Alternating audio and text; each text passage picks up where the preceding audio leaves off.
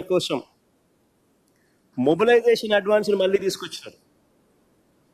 రాష్ట్రంలో mobilisation advance ఇచ్చే పరిస్థితి లేదు మన ప్రభుత్వంలో 5 సంవత్సరాలలో. వైఎస్ఆర్సీపీ హయాంలో చంద్రబాబు నాయుడు గారు స్కాముల కోసం మళ్ళీ మొబిలైజేషన్ అడ్వాన్స్ మళ్ళీ తీసుకొచ్చారు. 10% ఇస్తున్నాడు, 8% తీసుకుంటున్నాడు.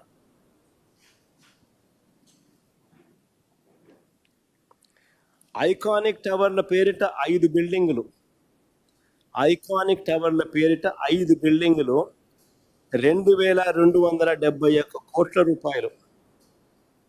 2018లో టెండర్లు పిలిచినప్పుడు వచ్చిన రేటు.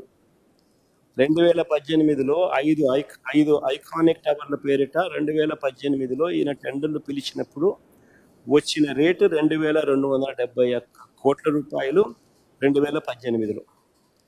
ఇప్పుడు మిగిలిపోయిన పనులు అయ్యే బిల్డింగ్లే, మిగిలిపోయిన పనులకు ఇప్పుడు నిర్మాణ వ్యయం ఎంత తెలుసా?